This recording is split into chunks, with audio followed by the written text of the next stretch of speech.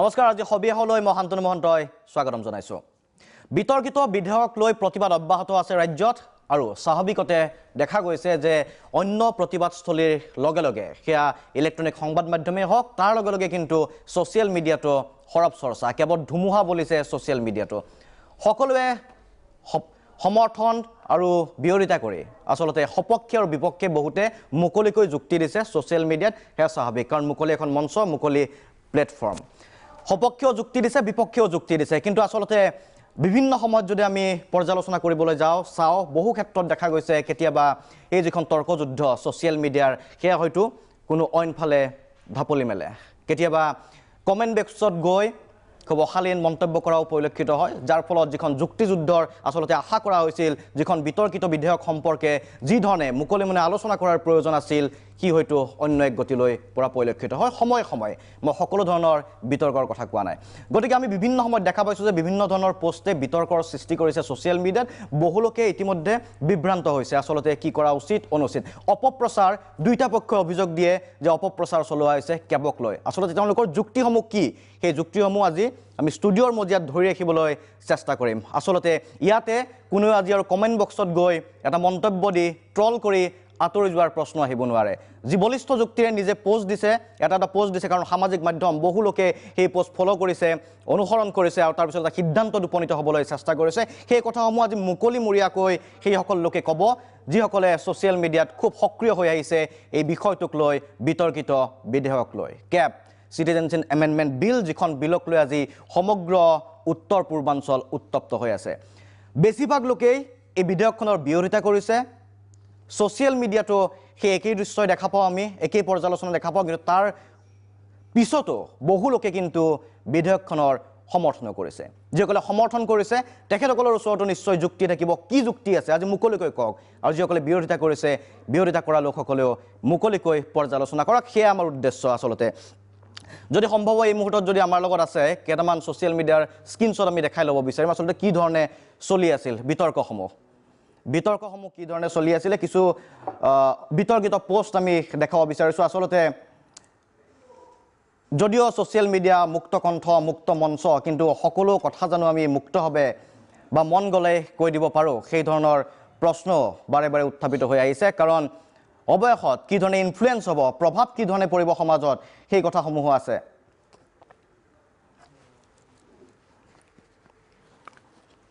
আচ্ছা এই ধৰণৰ কিছু আমি পোষ্ট দেখুৱাইছিলো আপোনালোকক এই পোষ্টসমূহৰ আৰত যিসকল ব্যক্তি আছে সেই ব্যক্তিসকল আজি সোশ্যাল মিডিয়াত আছে যিসকল ব্যক্তিক ইতিমধ্যে পোষ্টসমূহ বিতৰ্কিত হৈ পৰিছে বিতৰ্কত অংশগ্ৰহণ কৰাৰ বাবে আজি আমাৰ মাজত উপস্থিত আছে মই আমাৰ মাজত ষ্টুডিঅ'ত উপস্থিত আছে বিতৰ্কিত পোষ্ট কেইবাটাও দিছে আসলতে বিতৰ্কৰ চৰ্চাত থকা বিশ্বজিৎ নাথ আপোনাক স্বাগতম জনাইছো কেইবাটাও আপুনি পোষ্ট দিছে আপোনাৰ পোষ্টক লৈ হাহাকাৰ লাগে বিতৰ্ক হয় তাৰ পিছত আপোনাৰ ওপৰত ট্ৰলো কৰা হৈছে কিন্তু তাৰ পিছত আপুনি এৰা নাই হয় যিখন বিতৰ্কিত বিধেয়কখনৰ সমৰ্থনত আপুনি যুক্তি দিয়ে আছে আপোনাক গালি পাৰিছে আমি দেখা পাইছো সোশ্যাল মিডিয়া অশ্লীলভাৱে আপোনাক গালি পাৰিছে কিন্তু তাৰ পিছতো আপুনি দি আছে আৰু দি থকা নহয় এখন ফটো ইতিমধ্যে ৰাইজে দেখিছে আমি পুনৰ দেখুৱাম আপুনি য'ত মানুহে সমদল কৰিছে বিতৰ্কিত বিধেয়কখনৰ বিৰোধিতাৰে আপুনি অকলে ডিভাইডাৰত থিয় হৈ পোষ্টাৰ লগাইছে বিতৰ্কিত বিধেয়কখন আপুনি সমৰ্থন কৰিছে আৰু সেই পোষ্টবোৰত আপোনাক গালি পাৰিছে বহুতে তাৰ পিছত আপোনাৰ হৈ যুক্তি দিছে কিছুমানে গালি দিয়ে তাৰ পৰা আঁতৰি গৈছে তাৰ পিছত নাহিল আজি আমি আশা কৰিম আপুনি যি ধৰণে সোশ্যাল মিডিয়াত সক্ৰিয় হৈ আছে আজি সেইসমূহ প্ৰশ্নৰ উত্তৰ দিব আসলতে আপুনি কিয় এনেকুৱা কৰি আছে হয় আপোনাক স্বাগতম জনাইছো ধন্যবাদ এবিপি এটা বিশ্বজিৎ খাউণ্ড আছে আপোনাকো স্বাগতম জনাইছো ইতিমধ্যে বিশ্বজিতৰ পোষ্টটো আমি দেখা পাওঁ যে বিতৰ্কিত বিধেয়কখনক সমৰ্থন কৰা আৰু লগতে কিছুমান যুক্তি আগবঢ়োৱা হৈছে বা কি ধৰণৰ পোষ্ট দিছে বিশ্বজিতে সেই কথাও মই আহিম বিশ্বজিতৰ ওচৰলৈকে এছএফৰ ফালৰ পৰা নিৰংকুশ আছে নিৰংকুশক স্বাগতম জনাইছো ইতিমধ্যে বিধেয়কখনৰ বিৰোধিতা কৰি কেইবাটাও পোষ্ট কৰিছে নিৰংকুশে কটন বিশ্ববিদ্যালয়ৰ সাধাৰণ সম্পাদক প্ৰাঞ্জল কলিতা ইতিমধ্যে প্ৰাঞ্জলে কটন বিশ্ববিদ্যালয়ৰ ফালৰ পৰা মুকলিকৈ প্ৰতিবাদ সাব্যস্ত কৰিছে সোশ্যাল মিডিয়াটো সেই সম্পৰ্কে লিখি আছে গতিকে এটা সুস্থ বিতৰ্ক হওক মই তাকে আশা কৰিম আমছৰ সাংগঠনিক সম্পাদক হাসিনা আহমেদ আছে হাসিনাও সোশ্যাল মিডিয়াত খুব সক্ৰিয় হৈ বিলখনৰ বিৰোধিতা কৰি আছে যুৱকৰ্মী পূজা নিৰলা আছে নিশ্চিতভাৱে বিধেয়কখনৰ বিৰোধিতা কৰি থকা পৰিলক্ষিত হৈছে গতিকে মই তাকেই কৈছোঁ উল্লেখ কৰিছোঁ কমেণ্ট বক্সত নহয় আজি মুকলিকৈ বিতৰ্ক হওক এই প্ৰসংগটোৰ মই বিশ্বজিৎ নাথৰ ওচৰলৈকে আহিম সাম্প্ৰতিক সময়ৰ আটাইতকৈ বিতৰ্কিত ব্যক্তিজন আমাৰ এই মঞ্চত উপস্থিত থকা আপোনাৰ ওচৰত মই আহিম কিছু সময় ল'ব বিচাৰিছোঁ তাৰ পূৰ্বে মই বিশ্বজিৎ খাউণ্ড আপোনাৰ ওচৰলৈকে আহিব বিচাৰিছোঁ ছ'চিয়েল মিডিয়াত দেখা পাইছে আজি টেলিভিছনৰ মঞ্চ পোনপটীয়া এটাই প্ৰশ্ন বিধেয়কখন আপুনি সমৰ্থন কৰে নে নকৰে নিশ্চিতভাৱে এইটো কাৰণে কৰোঁ আচ্ছা ঠিক আছে তাৰ পূৰ্বে বিশ্বজিতৰ কেইটামান পোষ্ট মই ক'ব বিচাৰিছোঁ ছ'চিয়েল মিডিয়াত যিটো পোষ্ট চলি আছে সেই সম্পৰ্কে আমি কথা পাতিম বিশ্বজিতে 22 জানুৱাৰীত লিখিছে কি দেখিছোঁ এয়া অসমৰ মুখ্যমন্ত্ৰী বাংলাদেশী হওক দিয়া সৰ্বাতকৈ বদৰুদ্দিনে ভাল আমি সোণাৰ বাংলাৰ জয়গান গাম তাৰ তলত লিখিছা অসমত এদিন বাংলাদেশী মুছলমান মুখ্যমন্ত্ৰী হ'বলৈ গৈ আছে তেতিয়া আৰু আহৈয়া বুলিলে ওলাই আহিবলৈ কোনো নাথাকিব অসম বন্ধ জোৰ সমদল আৰু আবেগেৰে অসম ৰক্ষা কৰিব নোৱাৰিব যিয়ে অসম মৰে কোন অসম জীয়াই থাকিব অসমীয়া বুলি কোনো নাথাকিব অসমীয়া ভাষাৰ ঠাইত পাৰ্চী বা উৰ্দু হ'ব ঈদ বিহু ইতিমধ্যে আৰম্ভ হৈছে শংকৰ মাধৱ গৈ আজান শংকৰ হৈছে ইয়াৰ পাছতো শংকৰ কথা কৈ কেৱল আজানহে থাকিব আৰু তেতিয়া কি হ'ব এই ধৰণৰ যিসমূহ পোষ্ট এইসমূহ পোষ্টক লৈ কিন্তু বিতৰ্ক হৈছে ঠিক আছে এতিয়া সেই সম্পৰ্কে আমি জানিব বিচাৰোঁ এই প্ৰসংগটোত নিশ্চিতভাৱে চাওক শান্তনুদা মই যিখিনি কথা আপুনি ইতিমধ্যে পঢ়ি দিলে সেইখিনি কথা বাস্তৱৰ প্ৰতীকস্বৰূপ আৰু মই কেবখনক এইকাৰণেই সমৰ্থন কৰোঁ যে 1955 চনত যিখন নাগৰিকত্ব আইন সেই আইনখনৰ জৰিয়তে ভাৰতৰ পৰা দ্বিখণ্ডিত হৈ যোৱা বাংলাদেশ হওক পাকিস্তান হওক আফগানিস্তান হওক এই তিনিখন ৰাষ্ট্ৰৰ পৰা ধৰ্মৰ বলি হৈ বা প্ৰাণৰ মমতা লৈ ভাৰতলৈ পলাই অহাৰ পাছত যদি 11 বছৰ তেওঁলোকে অবৈধভাৱে বাস কৰে তাৰ পিছত 12 নম্বৰ বছৰত তেওঁলোকে আইনী প্ৰক্ৰিয়াৰ দ্বাৰা ভাৰতৰ নাগৰিকত্ব বিচাৰিবলৈ তেওঁলোকে আবেদন কৰিব পাৰে কিন্তু বিজেপি চৰকাৰ অহাৰ পিছত নৰেন্দ্ৰ মোদী চৰকাৰে এটা কাম কৰিবলৈ বিচাৰিছে যিটো আমি সমৰ্থন কৰিছোঁ যে তেওঁলোকে কৈছে যে এই যে নাগৰিকত্ব আইনৰ জৰিয়তে বিদেশী অহা বা হিন্দু হওক পাৰ্চী হওক খ্ৰীষ্টান হওক শিখ হওক জৈন হওক তেওঁলোক অহাৰ যিটো বাট যেতিয়ালৈকে আহে তেতিয়া 11 বছৰ থকাৰ পিছত তেওঁলোকে নাগৰিকত্ব পাব কিন্তু বিজেপি চৰকাৰে যিখন নাগৰিকত্ব সংশোধনী বিধেয়ক 2016ৰ জৰিয়তে সেই বাটটো বন্ধ কৰি 2014 চনৰ 31 ডিচেম্বৰত কাট অফ ইয়েৰ লগাই বিদেশী অহা বাটটো বন্ধ কৰিব বিচাৰিছে 2 নম্বৰ কথা যে সেই বিদেশীসকল যদি আহিছে 2014 চনৰ 31 ডিচেম্বৰ আগত তেতিয়াহ'লে 6 বছৰ অবৈধভাৱে বাস কৰাৰ পাছত তেওঁলোকে 7 নম্বৰ বছৰত আইনী প্ৰক্ৰিয়াৰ দ্বাৰা যদি নাগৰিকত্ব বিচাৰে তেতিয়া তেওঁলোকে আপিল কৰিব পাৰে এই কথাটোকে কিছুমান সংগঠন ৰাজনৈতিক ন্যাস্ত স্বাৰ্থ জড়িত কিছুমান ব্যক্তিয়ে অপপ্ৰচাৰ আৰু অপভ্ৰংশৰ জৰিয়তে অসমখনক এটা সাম্প্ৰদায়িকতাৰ বীজ সিঁচি আমাৰ মাজত ভাতৃঘাতী সংঘৰ্ষ লগাবলৈ চেষ্টা কৰিছে লগতে আমাৰ যি অসমীয়া ৰাইজৰ যি আবেগ এই আবেগৰ লগত খেলি অসমক বন্ধক হিচাপে লৈ অসমীয়াক বন্ধকী হিচাপে লৈ কেৱল নিজৰ ৰাজনৈতিক স্বাৰ্থ সিদ্ধিৰ কাৰণে তেওঁলোকে এইটো কাম কৰি আছে কাৰণ একাংশ নেতাক দেখিছো তেওঁলোকে বাংলাদেশী মুছলমানক তেওঁলোকে কি কৰিছে নিজৰ ভাগ্য নিয়ন্ত্ৰণ হিচাপে মানি লৈ তেওঁলোকে অনাগত দিনত যেহেতু 21 চন আহি আছে 19 চন আহি আছে সেই অংকত ব্যস্ত হৈ আছে আৰু বৰ্তমানৰ চৰকাৰে কি অংকত ব্যস্ত হৈ আছে বৰ্তমানৰ চৰকাৰটো সিম্পল বৰ্তমানৰ চৰকাৰ হৈছে ভাৰতবৰ্ষৰ প্ৰতিজন নাগৰিকক সুৰক্ষা দিয়াটো মই চৰকাৰ এজনো নাই ইয়াত চৰকাৰৰ প্ৰতিনিধি মই কেৱল মই সমৰ্থন কৰোঁ মই কেৱল গৃহীত হোৱাটো মই বিচাৰোঁ ঠিক আছে নিৰংকুশ মই বেছি মাজত কথা নকওঁ আজি মুকলি মনে আচলতে উত্তৰ প্ৰত্যুত্তৰ হৈ যাওক যিটো কথা কৈছে তাত তেওঁ দুটা কথা তেওঁ ভুলকৈ হয়তো সিটিজেনশ্বিপ এমেণ্ডমেণ্ট বিল খন তেওঁ হয়তো বুজি পোৱা নাই সেইকাৰণে এই কথাটো হয়তো কৈছে প্ৰথম কথা যিটো কথা কৈছে তেওঁ সেইটো আছে যে 11 বছৰৰ পৰা 6 বছৰলৈ যিটো কৰাৰ কথা সেই কথাটো 11 বছৰৰ যিটো কথা আছিলে 11 বছৰৰ কথাটো আছিলে লিগেল মাইগ্ৰেণ্টৰ ক্ষেত্ৰত মানে বৈধভাৱে যদি কোনোবা আহিছে তেওঁৰ ক্ষেত্ৰত সেই কথাটো প্ৰযোজ্য হ'ব বৈধভাৱে অহা মানুহক 11 বছৰ থকাৰ পিছত তেওঁ সিটিজেনশ্বিপ কাৰণে এপ্লাই কৰিব পাৰিব সেই কথাটো আছিল প্ৰথম অবৈধভাৱে অহাৰ ক্ষেত্ৰত কিন্তু সেই বস্তুটো নাছিল 1 নম্বৰ পইণ্ট 2 নম্বৰ সিটিজেনশ্বিপ এমেণ্ডমেণ্ট বিলত কোনো ঠাইতে এই কথাটো নাই যে 31 ডিচেম্বৰত 2014 চনলৈকে সময়সীমা আইনখনত নাই সেই আইনখনৰ সেই কথাটো আছে ক'ত সেই কথাটো আছে 7 ছেপ্টেম্বৰৰ নটিফিকেশ্যনত অৰ্থাৎ এটা নটিফিকেশ্যন কোনে উলিয়াব পাৰে নটিফিকেশ্যন হোম মিনিষ্ট্ৰী আজি মন গ'লে তেওঁলোকে বেলেগ ধৰণৰ নটিফিকেশ্যন উলিয়াব পাৰে সেইকাৰণে কাইলৈ তেওঁলোকে যদি ভাবে যে আৰু মানুহ আহিব লাগে তেন্তে নটিফিকেশ্যনৰ ক্ষেত্ৰত তেওঁলোকে 2014 চনটো 2019 চন কৰি দিব পাৰে না এতিয়া যদি 14টো যদি আইনখনত কৰি দিয়ে তেতিয়া আপত্তি আছে নেকি নিশ্চিতভাৱে আজি 2014 চন হওক এইটো কোনো কাৰণতে আমি অবৈধ বিদেশীৰ বুজা কোনো কাৰণতে আমি মানি ল'ব নোৱাৰো এওঁ যিটো কথা কৈছে মই এই কথাটো সমৰ্থন কৰিছো অসমত এজন বাংলাদেশী মুখ্যমন্ত্ৰী হোৱাৰ কথাটো আমি কোনেও মানিব নোৱাৰো কাৰণ এই বাংলাদেশীখিনি যাতে আইডেন্টিফাইড হয় সেই কাৰণে আমাৰ যিটো প্ৰসেস চলি আছে এনআৰসি উন্নীতকৰণ কৰাৰ প্ৰসেস সেই প্ৰসেসটো ভালদৰে চলি থাকিবলৈ দিয়ক হিন্দু বা মুছলমান কোনো কথা নাই হিন্দু মুছলমানৰ কথা নাই বাংলাদেশী সেই প্ৰসেসটো আইডেন্টিফাইড হওক এনআৰসি খন হওক তেতিয়া আমি গম পাম কথাটো কি হ'ব আৰু এই কাৰণে এই দুই ধৰণৰ অপপ্ৰচাৰৰ যিটো চলি আছে অপপ্ৰচাৰৰ বলি হৈছে যে এক্ট্ৰেছ মানে অপপ্ৰচাৰ কোনে আছে বিশ্বই যি ধৰণৰ কথা কৈছে এইখিনি কিন্তু অপপ্ৰচাৰ এটা অপপ্ৰচাৰৰ পৰিগত অপপ্ৰচাৰ হীৰেন গোহাঁই অখিল গগৈহঁতে কৰিছে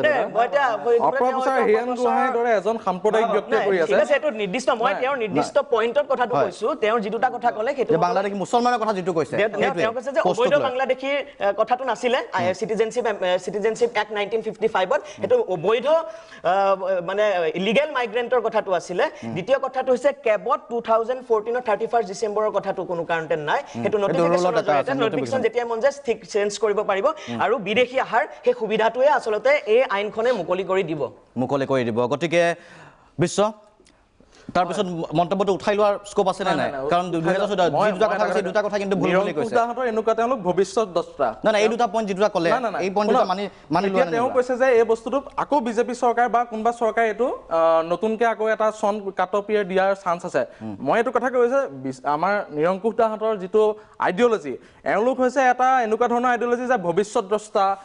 আৰু মানুহক এটা অপপ্ৰচাৰৰ বলি কৰি পেলাই তেওঁলোকৰ ৰাজনৈতিক মুনাফা লভা এই হীৰেন গোহাঁই ডাঙৰীয়া এজন তাৰ এটা অন্যতম উদাহৰণ যোনজনে মাদানীৰ লগত বহি পেলাই অসম জ্বলোৱাৰ ব্লুপ্ৰিন্ট ৰচি আছে সেইজন ব্যক্তি আহি পেলাই আজি কোনোদিন অৰ্ণময় বৰাৰ ক্ষেত্ৰত মাত মতা নাই কিন্তু আজি তেওঁলোকে অসমীয়া আৰু বঙালীৰ মাজত আচ্ছা ঠিক আছে অভিযোগ এইটো পক্ষপাতিত্ব কৰা বুলি ক'ব বিচাৰিছে এইটো হৈছে মানে ট্ৰলিং মই কথাটো তেওঁৰ যুক্তি সহকাৰে যে যিটো দুটা পইণ্ট কৈছিলে সেই পইণ্ট দুটা খণ্ডন কৰিছো তেওঁ এতিয়া মোক কৈলে মই ভৱিষ্যত দস্তা কেতিয়াও নহয় আমি যিটো সোশ্যাল মিডিয়াক এইটোৱে ট্ৰলিং বুলি কওঁ এইটো ট্ৰলিং বুলি কওঁ আচ্ছা সেইটো চলে তাৰ মানে কথাটো কোৱাৰ পিছত ঠিক আছে বিশ্বৰ ওচৰত মই পুনৰ আহিম যুক্তি দিয়াৰ মই সুযোগ দিম কাৰণ এবাৰ প্ৰাঞ্জলে কি ক'বা প্ৰাঞ্জলে যথেষ্ট পোষ্ট দিছা বিধেয়কখনৰ বিৰোধিতা কৰিছে কটনৰ ফালৰ পৰা বিশ্বই যিটো কথা কৈছে যে বিদেশী বুলি কৈছে আচলতে বিদেশী নহয় তেওঁ হিন্দু মানুহকে সংস্থাপন দিব বিচৰা হৈছে প্ৰথম কথা এইটো আৰু এই কথাটোৱে সম্পূৰ্ণ ভাৰতীয় সংবিধানক ভায়োলেশ্যন কৰিছে আমি কোনো হিন্দু মানুহ বা মুছলমান মানুহ যে য'ত ভাৰত এখন ধৰ্মনিৰপেক্ষ ৰাষ্ট্ৰ ইয়াত হিন্দুই হওক মুছলমানেই হওক যি ধৰ্মৰ মানুহ নহওক কিয় ইয়াত সকলোৱে ইয়াত মুক্তমনে থকাৰ অধিকাৰ আছে কিন্তু তাৰ পিছতো এই বিলখনত বিল নহয় আচলতে বিলখনটো কোনো মানে ইয়াত যে কোনো কাট অফ ইয়াৰ নাই গতিকে যি কথা কোৱা হৈছে তাত কেৱল কোৱা হৈছে 6টা কমিউনিটিৰ মানুহ যে 6 কমিউনিটিয়ে বাদ দি বাকী যিখিনি মানুহ যে মুছলমানখিনিক বাদ দি তেওঁলোকে ইয়াত সংস্থাপন দিব ওলাইছে গতিকে আমি তেওঁলোকৰ যুক্তি এইটো যে সেই 6টা কমিউনিটিহে ধৰ্মীয় উৎপীড়নৰ বলি হৈছে ইছলামসকল নহয় সেই কথাটো ক'ব বিচাৰে গতিকে তেওঁলোকে সেইটো কৈছে সেই কথাটো মানি লোৱা নে নোলোৱা যিসকলে ধৰ্মীয় উৎপীড়নৰ বলি হৈছে তেওঁলোকক আমি শৰণাৰ্থী হিচাপে ল'ব লাগে সংস্থাপন দিব লাগে সেইটো মানে যেতিয়া বিদেশী মানে কমপ্লিট বিদেশী সেয়া হিন্দুই হওক লাগে সেয়া মুছলমানেই হওক বিদেশী মানে বিদেশী আজি অসম ইমান কিন্তু একাংশৰ যুক্তি যেহেতু হিন্দু লোক হিন্দুস্তানত আহিব লাগিব ভাৰতত হিন্দুস্তান বুলি ক'ব বিচাৰে ভাৰতত আহিব লাগিব অইন ক'ত যাব সেই কথাটোত কি ক'বা চাওক প্ৰথম কথাটো হ'ল যে আজিৰ তাৰিখত ভাৰত এখন হিন্দু ৰাষ্ট্ৰ হ'বই নোৱাৰে সেইটো হ'ল মোৰ প্ৰথম কথা যিহেতু ভাৰতবৰ্ষৰ প্ৰায় 40% মানুহে মুছলমান গতিকে ভাৰতবৰ্ষৰ হিন্দু ৰাষ্ট্ৰ হ'বই নোৱাৰে আৰু এওঁলোকৰ মেইন এজেণ্ডা হৈছে যে বিজেপি চৰকাৰৰ মেইন এজেণ্ডা হৈছে তেওঁলোকে ভাতৃঘাতী সংঘৰ্ষ লগাব বিচাৰিছে যে হিন্দু মুছলমান তেওঁলোকক একেবাৰে মাজত কাজিয়া এখন চলাব বিচাৰিছে তেওঁলোকে কাজিয়া এখন চলাই ভাতৃঘাতী সংঘৰ্ষ কৰিব বিচাৰিছে কৰি তেওঁলোকে যিখিনি ভোট আছে হিন্দু ভোট আছে তেওঁলোকে একগোট কৰিব বিচাৰিছে কৰি তেওঁলোকে আমাৰ মাজত এক যি ভাতৃঘাতী সংঘৰ্ষ সৃষ্টি কৰি তেওঁলোকে ৰাজনৈতিক মুনাফা ল'বৰ চেষ্টা কৰিছে হাছিনা আহমেদ এটা কথা স্পষ্ট যে মই ক'ব বিচাৰিম যে চাওক বাংলাদেশী ইয়াত হিন্দু বা মুছলমানক লৈ যিটো ৰাজনীতি কৰা হৈছে মই স্পষ্টকৈ ক'ব বিচাৰিম ডক্টৰ হিমন্ত বিশ্ব শৰ্মা ডাঙৰীয়াই যিটো ইছ্যু লৈ তেওঁ সত্ৰ ৰাজনীতি কৰি আছে সত্ৰক লৈ যিটো ৰাজনীতি কৰি আছে চাওক স্পষ্ট কথা তেওঁৰ এই ৰাজনীতিৰ পৰা এটা কথা স্পষ্ট হয় তেওঁৰ সত্ৰক লৈ যিটো কথা কৈ আছে এইকেইদিন চলাই আছে তেওঁ এইটো কথা স্পষ্ট যে তেওঁ অসমখনত শান্তিপ্ৰিয় অসমখনত তেওঁ এটি অপ্ৰীতিকৰ পৰিস্থিতিৰ সৃষ্টি কৰিব বিচাৰিছে ধৰ্মৰ কথা কৈ পেলাই আৰু এটা কথা স্পষ্ট যে তেওঁ সত্ৰৰ বিষয়ে তেওঁৰ কিমান জ্ঞান আছে তেওঁৰ বুৰঞ্জীৰ বিষয়ে তেওঁৰ কিমান জ্ঞান আছে আজি ছ'চিয়েল মিডিয়াত ইমান ধুনীয়াকৈ কথাবিলাক স্পষ্টভাৱে লিখিছে বহুতেই কিন্তু ডক্টৰ হিমন্ত বিশ্ব শৰ্মা ডাঙৰীয়াই সদায় সত্ৰৰ কথাবিলাক তেওঁ টানি আছে আৰু তেওঁ অৰাজকতাৰ এটি পৰিস্থিতিৰ সৃষ্টি কৰিব বিচাৰিছে অসমখনত আৰু এটা কথা স্পষ্ট যে সৰ্বানন্দ সোণোৱাল ডাঙৰীয়াই আজি ছাত্ৰ ছাত্ৰীক লৈ যিটো কথা কিছুদিন পূৰ্বে কৈছে যে ছাত্ৰ ছাত্ৰীসকল ৰাজপথত ওলাই আহিব নোৱাৰে প্ৰতিবাদ কৰিব নোৱাৰে তাত এটা কথা ক'ব বিচাৰিম যে তেওঁ আজি আপুনি তেওঁৰ অতীতলৈ চাওক তেওঁ এটি ছাত্ৰ সংগঠনৰ সৈতে জড়িত আছিলে তেওঁ ছাত্ৰ ৰাজনীতি কৰিছে আজি তেওঁ ক্ষমতাত যেতিয়া গৈ বহিছে গাদী দখল কৰিছে তেতিয়া তেওঁৰ অতীতটো পাহৰি গৈছে তেওঁ সঁচা অৰ্থত তেওঁ অতীত পাহৰি গৈছে তেওঁ আজি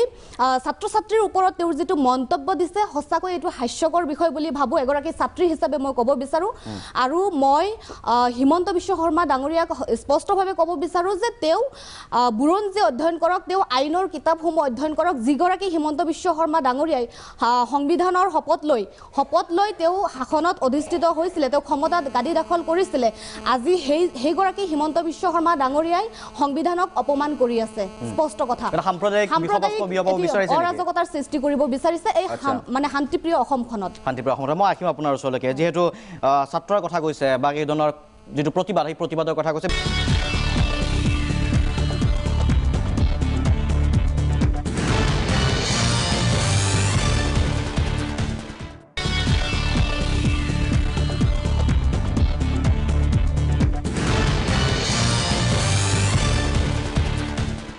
বিশ্বজিৎ ক'লা পতাকাক লৈ কেইদিনমান ধৰি খুব সৰব চৰ্চা আৰু এইটো আমি ছ'চিয়েল মিডিয়াতো দেখা পাইছোঁ ফেচবুকত দেখা পাইছোঁ আপুনি ক'লা পতাকাক লৈ এটা কমেণ্ট এটা দিছে আপুনি দিছিলে যে ISISৰ ক'লা পতাকা আহি এতিয়া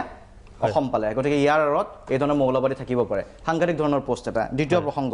আপুনি এটা কবিতা লিখিছে অসমীয়া দেখিছা বুলি কবিতাটোত লিখিছে অসমীয়া দেখিছা দেখা নাই কেতিয়াও সাগৰ দেখিছা কবিতাটোৰ হয়তো আপুনি এটা নতুনকৈ দিয়াৰ চেষ্টা কৰিছে অসমীয়া দেখিছা দেখা নাই কেতিয়াও ময়ো দেখা নাই শুনিছোঁ তথাপি ধুবুৰী গোৱালপাৰা বৰপেটাৰ দৰে বাধাহীন চৰ চাপৰিত আছে অবাধে অসম ব্যাপী অসমৰ ই অন্তৰখনি বেউলাৰ দৰে নীলা বেদনাৰে দেখা নাই তুমি উঠিছে মৰিছে য'ত খিলঞ্জীয়াৰ লক্ষ্য হেঁপাহ তোমাৰ এই সত্ৰ নামঘৰৰ সীমাচুমি শুনা নাই মোৰ অসমত তুমি শুনা নাই খিলঞ্জীয়াৰ বুকুৰ বিষাদ সংগীত বুজা নাই অনুভৱ কৰা নাই আৰবী বসন্তৰ লাভ জেহাদৰ ইংগিত দেখিছাতো আজমল আঁতৰৰ গোন্ধত যমুনামুখৰ গৌৰৱ আৰু আছে আপোনাৰ কিন্তু এটা আচৰিত ধৰণে লাষ্টত আপুনি লিখিছে আধুনিক নৱনিৰ্মাণ শ্ৰী বিশ্বজিৎ নাথ 1500 টকীয়া ভক্ত খুব সৰব চৰ্চা চলে আচলতে ছ'চিয়েল মিডিয়াত খোলাখুলিকৈ কথা পাতিছোঁ যে 1500 টকীয়া 1200 টকীয়া ভক্ত এই ধৰণৰ কথাত মানুহবোৰ কনফিউজ হৈ যায় আচলতে কি আপুনি কবিতাটো লিখিছে কি অৰ্থত লিখিছে কিয় আপুনি 1500 টকীয়া ভক্ত বুলি ক'লে কাৰ ভক্ত আপুনি কোনে 1500 টকা দিয়ে হয় আপুনি বিগত প্ৰায় 2 বছৰ 2.5 বছৰমান ধৰি মই মোবাইলত কিপেডত লিখিব পৰা নাছিলোঁ তাৰপিছত লিখিব পৰা হ'লোঁ যিকোনো বিষয়ৰ ওপৰত মই লিখোঁ লাহে লাহে মোৰ অধিকাংশ পোষ্ট আপোনাৰ চৰকাৰক বা শাসনাধিষ্ঠ দলক সমৰ্থন কৰাক মই লিখোঁ মই ভাৰতীয় জনতা পাৰ্টীৰ কোনো ধৰণৰ প্ৰাথমিক সদস্যও নহয় তাৰপিছত মোৰ যোনখিনি বন্ধু চাৰ্কল আছে বন্ধু চাৰ্কলৰ মাজত লগালগ মেছেজ অহা হ'ল কমেণ্ট কৰা হ'ল এওঁ 1500 টকীয়া ভক্ত এওঁ গেৰুৱা ভক্ত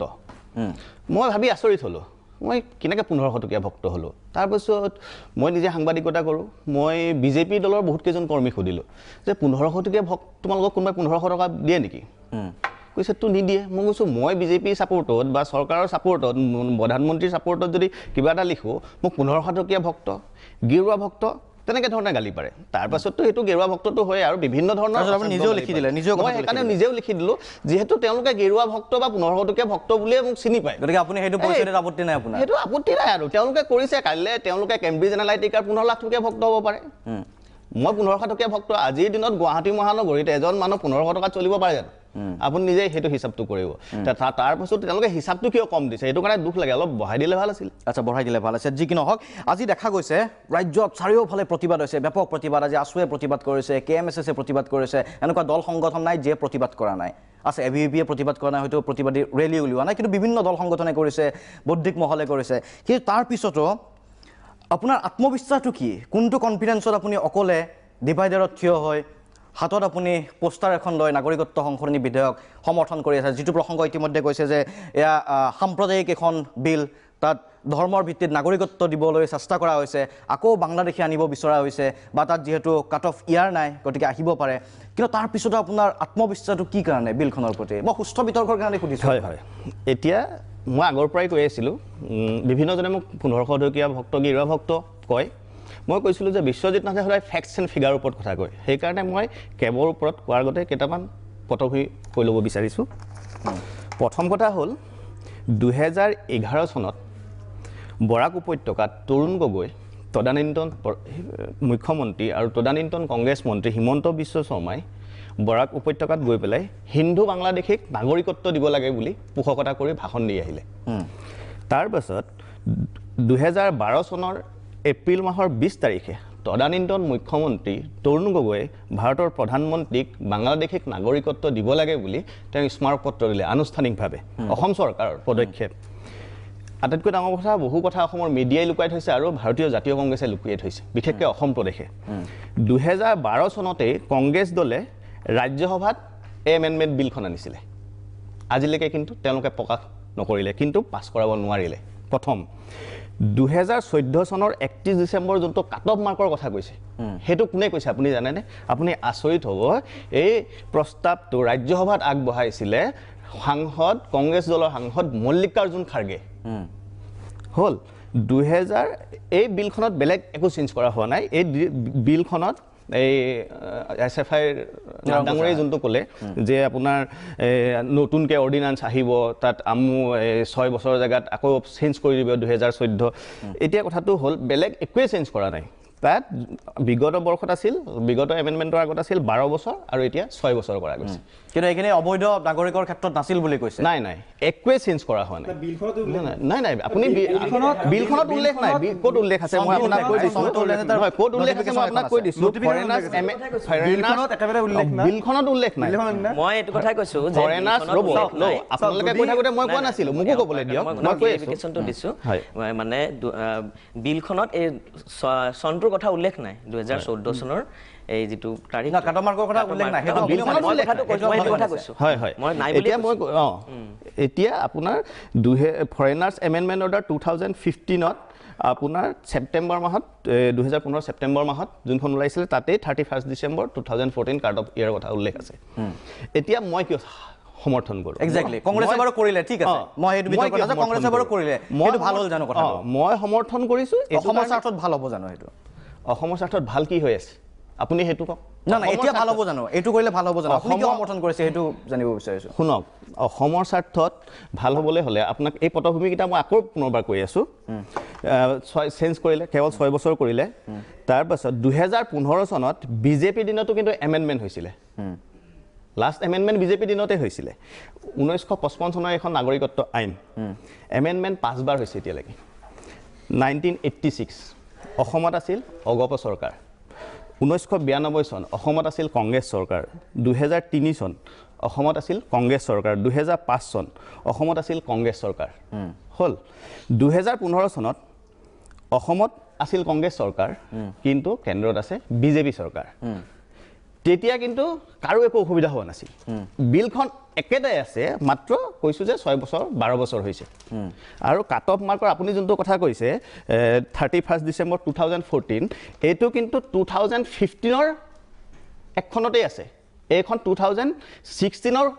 নহয়, মই 7 ছেপ্টেম্বৰ 15 নটিফিকেশ্যন বুলিয়ে কৈছোঁ। আপুনি শুনা নাই?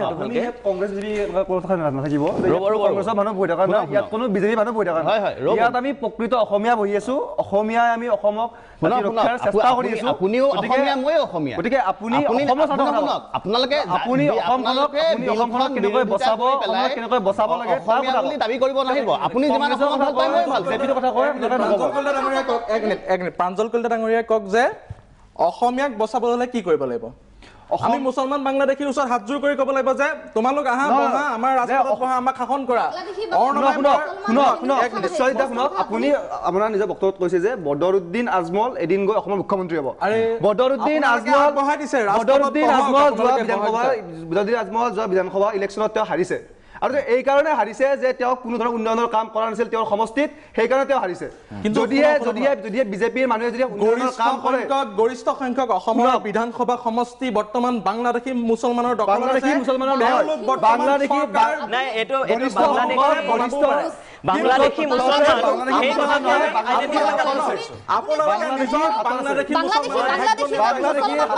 আজি হিন্দু বাংলাদেশী অসমৰ 126টা সমষ্টি 42টা সমষ্টিতে প্ৰতিবাদৰ নামত অসমখন যাতে অসমক পিছত ময়ো অসমীয়া লৈ অসমীয়া সেন্টিমেন্ট দি ইয়াত কিন্তু আপোনালোকে প্ৰচাৰ চলাই আহিব। অসমীয়া ময়ো আজি অসমীয়া সেন্টিমেন্টেই নাই, মানে আমি বিলখন বিধেয়কখন যদি সমৰ্থন বিশ্ব কৰিছে কি কাৰণে অসম বচাবৰ কাৰণে নেকি? আৰে এটা কথা কওক, আমচুৰ বাইদেউগৰাকীয়ে কৈছে যে হিমন্ত বিশ্বই ৰাজনীতি কৰিছে, সত্ৰৰ কথা কৈছে, শান্তিপ্ৰিয় অসমৰ কথা কৈছে। কোনখন শান্তিপ্ৰিয় অসমৰ কথা কৈছে? আমচু জাতীয় সংগঠন হ'ল অসমৰ যিনে এনআৰচি পাইলট প্ৰজেক্ট বাধা দিছিল, আমচু অসমৰ জাতীয় সংগঠন হ'ল। গণতান্ত্ৰিকভাৱে আজি কেনেকৈ হ'ল? অসমৰ মেৰুদণ্ড সত্ৰবিলাকৰ সত্ৰীয়া সংস্কৃতি ধ্বংস কৰি আহিছে কোনে? বাংলাদেশী মূলৰ মুছলমানসকলে আমাৰ ধ্বংস কৰি আছে। আদিয়ালিঙি সত্ৰ কোনে দখল কৰি আহিছে? শংকৰদেৱৰ জন্মভূমি আজি কোনে দখল কৰি আহিছে? বাংলাদেশী মূলৰ মুছলমানে দখল কৰি আহিছে। কেন্দ্ৰতো বিজেপি চৰকাৰ আছে, অসমতো বিজেপি চৰকাৰ আছে। গতিকে আপোনালোকৰ যদি সঠিক তথ্য আছে, যদি আপোনালোকৰ সঠিক তথ্য আছে যে সঠিক তথ্য আছে যে সত্ৰৰ বেলেগত হৈছে, আপোনালোকে গৈ তাত পদক্ষেপ নলয় কিয়? আমাৰ প্ৰশ্ন হ'ল এইটো, আপোনালোকে পদক্ষেপ নলয় কিয়? বাংলাদেশী মুছলমানে হত্যা কৰিছিলে অখিল গগৈ এই এজিপি আপোনালোকে অসমীয়াক ভালে নাপায়, অসমীয়াক আপোনালোকে ভালে নাপায়। সত্ৰ দখল কৰিছে, ঠিক আছে মই বুজি ল'লো। সত্ৰ দখল কৰিছে, কোনোবা সত্ৰ দখল কৰিছে, বিদেশীয়ে কৰিছে, আৰু আপুনি অভিযোগ কৰা ধৰণে মুছলমান বিদেশীয়ে কৰিছে, বাংলাদেশী কৰি ধৰি ল'লো। তাৰপিছত সেই সত্ৰখন কোনে বচাব? হিন্দু বাংলাদেশী আহিয়ে বচাব নে চৰকাৰৰ দায়িত্ব সত্ৰখন উদ্ধাৰ কৰাৰ কাৰণে? এইটো আপুনি স্পষ্ট কৰক। আপুনি বাংলাদেশী মুছলমান, বাংলাদেশী হিন্দু বুলি ঠিক আছে বিশ্ব চৰকাৰৰ দায়িত্বই আপোনালোক প্ৰতিজনে যেতিয়া কৈ আছিলে উচ্ছেদ কোনে কৰিব নিদিয়ে, জাতীয় সংগঠনে উচ্ছেদ কৰিব নিদিয়ে। যদি সঠিক তথ্য আছে উচ্ছেদ কৰা, যদি সঠিক তথ্য আছে, যদি সঠিক অখিল গগৈ যদি সঠিক তথ্য লৈ আহে তেনেহ'লে উচ্ছেদ কৰিব গ'লে কোনো তাত বাধা নিদিয়ে। সঠিক তথ্য লৈ আহক, তাৰপিছত উচ্ছেদ কৰিব। আমিও ভাৰতীয় সংবিধানক সন্মান কৰোঁ, উচ্চতম ন্যায়ালয়ক সন্মান কৰোঁ। উচ্চতম ন্যায়ালয়ৰ সঠিক তথ্য পাতি লৈ যদি আহে যে এইখিনি মাটি যদি সত্ৰ যদি বেদখল কৰিছে, আমি তাত মাত মাতিবলৈ নাযাওঁ। কিন্তু যদি বেআইনীভাৱে উচ্ছেদ কৰিব আহে, তাৰ বাবে আমি ওলাই যাম, আৰু অসমীয়া সদায় ওলাই যাব তাৰ বাবে। প্ৰতিজনে কওঁতে মই মানে আছিলো। আজি এখন অসমীয়া কাকতত নন্দিতা শইকীয়া, ডক্টৰ নন্দিতা শইকীয়া, তেওঁ JNUৰ এজন অধ্যাপিকা, তেওঁ এটা আৰ্টিকল লিখিছে নিয়মীয়া বাৰ্তাত। তেওঁ কৈছে যে ৭১ চনৰ পাছত, তেওঁ একদম নিৰপেক্ষ বিশ্লেষণ কৰিছে, ৭১ চনৰ পাছত অসমলৈ কোনো হিন্দু বাংলাদেশী প্ৰব্ৰজন ঘটা নাই। কিন্তু আজি মনজিৎ মহন্তৰ নিচিনা একোজন মানসিক বিকাৰগ্ৰস্ত লোকে কৈ আছে যে অসমীয়া ভাষাটো কোনে ৰক্ষা কৰি আছে? চৰ চাপৰি মুছলমানসকলে ৰক্ষা কৰি আছে। চৰ চাপৰি মুছলমানসকল মানে বাংলাদেশী মূলৰ মুছলমানসকলে ৰক্ষা কৰি আছে। তেনেকুৱা ধৰণৰ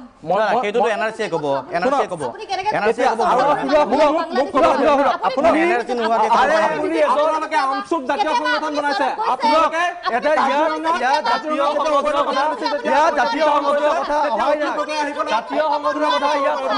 আপুনি শুনক, চৰত কেতিয়া যোৱা নাই? আপুনি কিয় চৰৰ মানুহখিনিক আপুনি বাংলাদেশী বুলি কয়? আপুনি গৈ চাইছে কেতিয়াবা? চৰত গৈছে আপুনি? আপুনি ষ্টুডিঅ'ত বহি এখন এচি ৰুমত বহি আপুনি কথা ক'ব নোৱাৰে? আপোনাৰ চৰকাৰে নিজে তথ্য দিছে, আপোনাৰ চৰকাৰে নিজে তথ্য দিছে যে আপোনালোকে শুনক, আপোনালোকে কওঁতে আপোনাৰ চৰকাৰে নিজে তথ্য দিছে 21 লাখ মানুহ ৰূপ ল'ব নোৱাৰে। আমচুৱে কেতিয়াও অসমীয়াগিৰি যেতিয়া আমচুৰ সভাপতিয়ে টিভি চেনেলত কৈছে যে অসমত অসমীয়াগিৰি নচলিব। বাংলাদেশী চিনাক্তকৰণ উচ্চতম ন্যায়ালয় যদি বিশ্বাস কৰে, উচ্চতম ন্যায়ালয়ে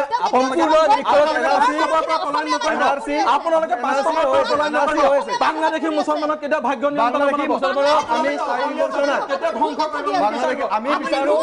আমি বিচাৰো যে প্ৰত্যেকজন হিন্দু বুলি নহয়,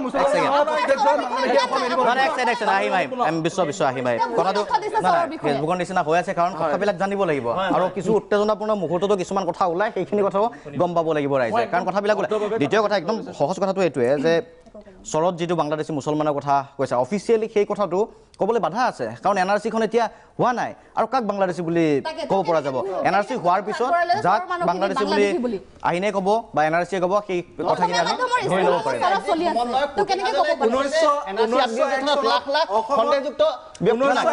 সেইটো ওলাব লাগিব যদি সেইটো কৈছে এইটো প্ৰতীক হাজেলাই কৈছে তাৰপিছত ওলাব লাগিব তেনেহ'লে NRC-খন সঠিক ৰূপত ৰূপায়ণ নোহোৱালৈ আপুনি কেনেকৈ ক'ব পাৰে আমি শুনক কেনেকৈ ক'ব পাৰে হয় আপুনি তথ্য চুৰ কৰি আনিছে আপুনি তথ্য চুৰ কৰিছে আপোনাক কথাটো শুনিবলৈ দিয়ক হুলস্থুল কৰি আপোনালোকৰ আমচুৰ ডাঙৰীয়ানী শুনক আপোনাক কেইটামান কুৱেশ্যন আছে সত্ৰত যেতিয়া দখল কৰে সত্ৰৰ মাটি যেতিয়া বাংলাদেশী মুছলমানে দখল কৰি থৈছে যেতিয়া আমচুৱে মাত মাতিছেনে কুৱেশ্যন নম্বৰ 1 শুনক কুৱেশ্যন শুনক আৰু আপোনালোকে কৈছে আমি জাতীয় সংগঠন আপোনালোকে যেতিয়া NRC-ৰ কথা কৈ আছে NRC যেতিয়া পাইলট প্ৰজেক্ট চলিছিলে আমচুৰ নেতৃত্বত হাংগামা চলা নাছিল নে 3 নম্বৰ কুৱেশ্যন অসম আন্দোলনৰ পৰিপ্ৰেক্ষিততে অসম আন্দোলনৰ বিৰোধিতা কৰিবলৈ আমচু জন্ম হৈছিলে আমচুক আজি কোনে এই অখিল গগৈৰ নিচিনা মানুহে জাতীয় সংগঠনৰ ৰূপ দিছে আৰু আপুনি আমাক আঙুলি টুৱাই কথা ক'ব পৰা আজি যোগ্যতাত আহি গ'ল শুনক আমচু কেতিয়াও জাতীয় সংগঠন নহয় আমচু আমাৰ জাতীয় সংগঠনৰ কথা হয় না জাতীয় সংগঠন কোন হ'ব ঠিক আছে আমি কেৱল লৈ এক বিতৰ্ক কৰিছো পত্ৰ দখলকাৰী এটা কেৱল কথা জাতীয় চাৰ্টিফিকেট দিব নেকি আমচু ঠিক আছে আপুনি ক'ব আৰু মই মানি এক ছেকেণ্ড হাছিনা আহমেদ এক ছেকেণ্ড আমি কথা পাতিম এয়া আছিলে প্ৰাৰম্ভিক এয়া আছিলে আৰম্ভণিটো আচলতে কেবক লৈ এই ধৰণে ছ'চিয়েল মিডিয়াতো চৰ্চা চলে তাৰপিছত বিষয়টো অন্যফালেও গতি কৰে কিন্তু আমি আহিব লাগিব আকৌ কেবৰ মজিয়ালৈ কেবৰ মাজলৈ আহিব লাগিব আচলতে আনুষংগিক কথাবোৰ ওলাব এইকাৰণে ওলাব আনুষংগিক কথাবোৰ এইবোৰ কথাই হৈ আছে এইবোৰ কথাই চলি আছে এইবোৰ কথাই চৰ্চা চলি আছে ছ'চিয়েল মিডিয়াত এটা সময় বাণিজ্যিক বিৰতি উভতি আহিম এইবাৰ কেবৰ মাজলৈ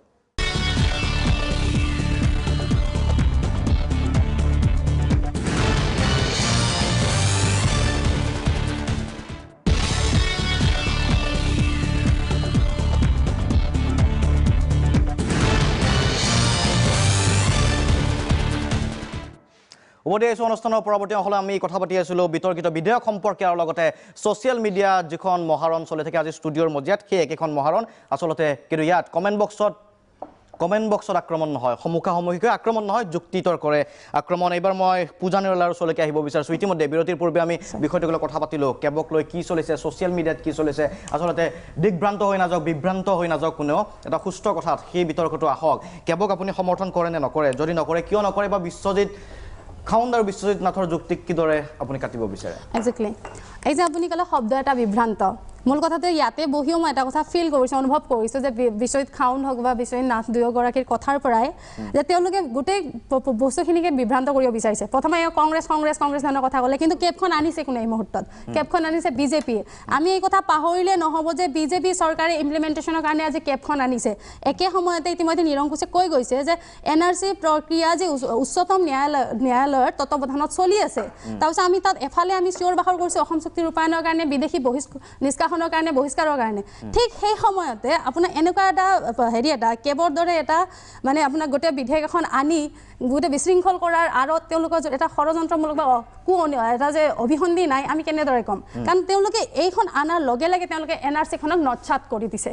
আৰু চাওক প্ৰচেছটো চাওক যে তেওঁ কৈছে যে 6 বছৰ আৰু 11 বছৰৰ ঘটনাটো মই কওঁ যে কথাখিনি কওঁ যে যি বিলখনত আছে আচলতে আগতে আছিল যে 11 বছৰ এজন মানুহে যদি তেওঁ ভেলিড কিবা ডকুমেণ্টেশ্যন নাই তেওঁ যে ভাৰতবৰ্ষত বসবাস কৰি আছে তাৰপিছত সেইখনৰ ভেলিডিটি গুচি গৈছে তেতিয়াহ'লে তেওঁ নেচাৰেলাইজেশ্যন প্ৰচেছৰ জৰিয়তে তেওঁলোকে সেইটো প্ৰমাণ কৰিব লাগিছিলে তেতিয়া তেওঁ 11 বছৰ লৈ সেই প্ৰচেছটো আগবাঢ়িছিলে আজি কি হ'ব যে কোনোবা এজন মানুহৰ পাছপৰ্ট এটা ৰিজেক্ট হৈ গ'ল মানুহজন তেওঁ অৰিজিনো নহয় ইণ্ডিয়ান অৰিজিন নহয় তাৰপিছত নেচাৰেলাইজেশ্যনৰ জৰিয়তে যিটো তেওঁ প্ৰমাণ কৰিব লাগে সেই বস্তুটো 6 বছৰলৈকে আহি গৈছে ধৰক NRC প্ৰক্ৰিয়াটো আমি মানি লওঁ যে সফল হ'ল তাৰপিছত কোনোবা মানুহ বিদেশী হিচাপে চিনাক্তকৰণ কৰল তাৰপিছত সেই মানুহটোক লগে লগে কি কৰোঁ প্ৰশাসনৰ ওচৰত যেতিয়া তেওঁ বিদেশী হিচাপে যাব কিন্তু মানুহজন যদি হিন্দু পাৰ্চী বা বৌদ্ধ ইৰাণত যদি হিন্দু যিটো লিনিয়েল বস্তু সেইটো যদি হয় তেওঁ কোৱা যে তুমি যাই নাগৰিকত্বৰ কাৰণে এপ্লাই কৰা 6 বছৰতে পাই যাব মিছা হৈ যাব আৰু একেলগে চাওক এই চৰকাৰখনে কেনে বিচাৰি আৰু বিভ্ৰান্তিকৰ তেওঁলোকৰ অৱস্থান যে এফালে তেওঁলোকে ভোটাৰ কৰি ডিটেনশ্যন কেম্পত মানুহ পেলাই থৈছে আনফালে একে সময়ত তেওঁলোকে এই ধৰ্মক লৈ তেওঁলোকে নাগৰিকত্ব দিব বিচাৰিছে মই এখন বিলক কেনেকৈ ছাপোৰ্ট কৰিম আমাৰ যিখন সংবিধান স্পষ্টভাৱে প্ৰস্তাৱনা লিখা আছে যে এইখন এখন ধৰ্ম নিৰপেক্ষ দেশ আমাৰ এখন সংবিধান আছে নিশ্চয় সংবিধানখনটো এখন তত্ত্বৰ কাৰণে বা তাত্ত্বিক বস্তু সজাবৰ কাৰণেতো বনাই নাই থোৱা সেইখন ইমপ্লিমেণ্টেশ্যন কৰি আজি সেই ধৰ্ম নিৰপেক্ষ দেশ এখনৰ আজি য'ত চলোৱা আমি কথা অতদিনে শপত খাই লৈছোঁ এজন মন্ত্ৰী হওক বা এজন বিধায়ক যিকোনো মানুহে আজি শপত খাই যেতিয়া তেওঁ হেৰিৰ মাজলৈকে যাব তাৰপিছত সেই কিন্তু সেইটো কথা কেনেকৈ ক'ব অসমীয়াৰ খিলঞ্জীয়াৰ সুৰক্ষা ৰক্ষা কৰিব হলে আমি হিন্দু বাংলাদেশীখিনিক নাগৰিকত্ব দিব লাগিব তাৰপিছত 6 জনজাতিকৰণৰ কথা আছে মই দুটামান পইণ্ট কৈ দিওঁ নাই তথাপি কৈ দিওঁ প্ৰথম কথা হৈছে আমি এখন ধৰ্মনিৰপেক্ষ ৰাষ্ট্ৰত বাস কৰোঁ মূল কথাটো হৈছে এইখনে সেই ধৰ্মনিৰপেক্ষ দেশৰ সেই সাংবিধানিক বৈশিষ্ট্যক নৎসাত কৰিছে উলংঘা কৰিছে সেইকাৰণে মই সেইখনক ছাপোৰ্ট নকৰোঁ দ্বিতীয় কথা হৈছে এইখন এখন সাম্প্ৰদায়িক এইকাৰণে যে সেইটো একেটা কথা যে যাব ধৰ্মৰ ভিত্তিত ভাৰত ধৰ্মৰ ভিত্তিত নাগৰিকত্ব দিব বিচাৰিছে তাৰ পৰিচয় দাঙি ধৰা নহয় আৰু একেলগে এটা কথা যি ধৰণৰ আজি ডক্টৰ হিমন্ত বিশ্ব শৰ্মাই কৈছে বা সৰ্বানন্দ সোণোৱালে কৈছে যে এইখন ভুলকে বুজিছে বা এইখনক বিভ্ৰান্ত কৰিছে কিবা কৰিছে কিন্তু ডক্টৰ হিমন্ত বিশ্ব শৰ্মাৰ দৰে মানুহে আজি কৈছে যে কলা পতাকা মানে বৰ্ষা সিন্ডিকেট চলোৱা হৈছে 17টা ক'ৰবাত সমষ্টি হিন্দুৰ হ'ব অসমখন 17 সমষ্টি হিন্দুৰ মুছলমান বা কোনোবা শিখৰ হ'ব বুলি কথা নাই এইখন দেশ এইখন ৰাজ্য যিমানখিনি শংকৰদেৱৰ সিমানখিনি আজান ফকীৰৰো হয় এইটো বলো দেখুৱাইছে বদৰুদ্দিন আজমল মুখ্যমন্ত্ৰী হ'ব হলে আপত্তি আছে নে নাই সেইটো কথা চাওক আজি মই বদৰুদ্দিন আজমল কি হ'ব আৰু কি নহ'ব সেইটো মই নকওঁ সেইটো জনসাধাৰণে ভোটত নিৰ্ণয় কৰিব সেইটো মোৰ নহয় সেইটো জনসাধাৰণে কৰিব আৰু যদি তেওঁ যদি সংবিধান মতে তেওঁ যদি বৈধ হয় তেতিয়া নিশ্চিতভাৱে তেওঁ যোগ্য হয় আৰু সেই কথাটো নিশ্চিতভাৱে সেইটো একচুৱেলি কোনোদিনে মোক যদি আপুনি সোধে বা আপোনাক যদি কোনোবাই সোধে তোমাক মুখ্যমন্ত্ৰী হোৱাত আপত্তি আছে নে বিধায়ক হোৱাত আপত্তি সেইটো আমি নিৰ্বাচন নকৰোঁ আমি এখন গণতান্ত্ৰিক দেশত বাস কৰোঁ সংসদীয় ধৰ্মভিত্তিক যিকোনো মানুহ হ'ব পাৰে যদি যোগ্যতা আছে বা যদি ৰাইজে নিৰ্বাচন কৰে আমাৰ নিক্ষেপ কৰাত দিয়া নাই আজি ধৰ্মনিৰপেক্ষ যিকোনো মানুহে আজি কেণ্ডিডেটশ্বিপ পাব পাৰে জনসাধাৰণে নিৰ্বাচন কৰিব সেই সিদ্ধান্ত তেওঁলোকৰ গতিকে সেইখিনি বিশ্বজিৎ এতিয়া নাগৰিকত্ব সংশোধনী বিধেয়ক সংশোধনী যিটো কথাও কৈছে যে অপপ্ৰচাৰ চলোৱা হৈছে নাই মই অভিযোগ উত্থাপন কৰিছে মইতো কৈছোঁ প্ৰথমতে অপপ্ৰচাৰ কোনে চলাই আছে মই ক'ম ন যে নাগৰিকত্ব সংশোধনী বিধেয়ক ক'ত সংশোধন কৰিব বিচাৰিছে এখন নাগৰিকত্ব আইন আছে সেইখনত সংশোধন কৰিব বিচাৰিছে নাগৰিকত্ব আইনে কি কৈছে যে আমাৰ ভাৰতৰ পৰা যিখন ফাটি গৈছে ৰাষ্ট্ৰ সেইখনৰ পৰা যদি এই ধৰ্মৰ দ্বাৰা মানে আক্ৰান্ত হৈ যদি কোনোবা আহে এই 6টা নিৰ্দিষ্ট ধৰ্মাৱলম্বী লোক যদি আহে তেওঁলোকক নাগৰিকত্ব দিয়া হ'ব 11 বছৰ অবৈধভাৱে থাকিলে সেইখনত সংশোধন কৰিব বিচাৰিছে সংশোধন কি কৰিব বিচাৰিছে যে 6 বছৰলৈ কৰিব বিচাৰিছে 11 বছৰটো আৰু কাট অফ ইয়াৰটো 2014 চনৰ 31 ডিচেম্বৰ কিন্তু আপোনালোকে নচাত কৰিছে বেলেগ কথা আপোনালোকে মই শুনক 1 মিনিট মই কৈছোঁ ন এতিয়া সংবিধানৰ কথা আহিছে ধৰ্ম নিৰপেক্ষতাৰ কথা আহিছে ঠিক আছে ভাৰতখন বিভাজিত হৈছিল ধৰ্মৰ ভিত্তিত আৰু ভাৰতখন ধৰ্মৰ ভিত্তিত বিভাজিত হোৱাৰ পাছত আজি কেৱল মুছলমানসকলক তুষ্টিকৰণৰ কাৰণে মোক ক'বলৈ দিব দেই তুষ্টিকৰণৰ কাৰণে এনেকুৱা ধৰণৰ বেমেজালি আৰু এনেকুৱা ধৰণৰ অপপ্ৰচাৰ অপভ্ৰংশৰ জৰিয়তে সমাজখনক অস্থিৰ কৰি আছে মই কৈছোঁ শুনক যেতিয়া আমাৰ ভাৰতবৰ্ষখন এনেকুৱা এখন দেশ 5000 বছৰৰ ইতিহাস আছে বিজ্ঞানে কৈছে নহয় 10000 বছৰৰ ইতিহাস আছে আমি জন্মগতভাৱে কি ধৰ্ম নিৰপেক্ষ আমি জানো যে সৰ্বধৰ্ম সমভাৱ সৰ্বে ভৱন্তু সুখিনঃ আৰু বসুদৈৱ কুটুম্বকম আমি এই আদৰ্শন মানি আহিছোঁ য'ত হিন্দু মেজৰিটি আছে মই কিন্তু হিন্দু মুছলমানৰ এই সাম্প্ৰদায়িক ৰাজনীতি বা কথা ক'বলৈ অহা নাই য'ত হিন্দু মেজৰিটি আছে তাত সকলো সুৰক্ষিত আৰু য'ত হিন্দু যেতিয়া মেজৰিটি নহয় উদাহৰণস্বৰূপে কাশ্মীৰ পণ্ডিতবিলাকক কেনেকৈ খেদি দিছিলে তেনেকে যদি অসমীয়া আজি যেনেকে হিন্দু বাংলাদেশীৰ কথা ওলাই থকা হৈছে তেনেকে কাইলৈ অসমীয়া শৰণাৰ্থী যাতে নোলায় তাৰ কাৰণে আজি সচেতন হ'ব লাগিব কাইলৈ কাশ্মীৰৰ নিচিনা সংবিধান বিশ্বাস নকৰে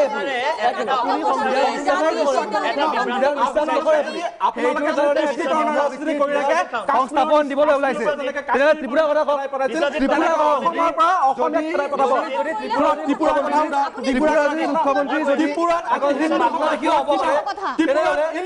প্ৰতিজন মানুহ আজি সুৰক্ষিত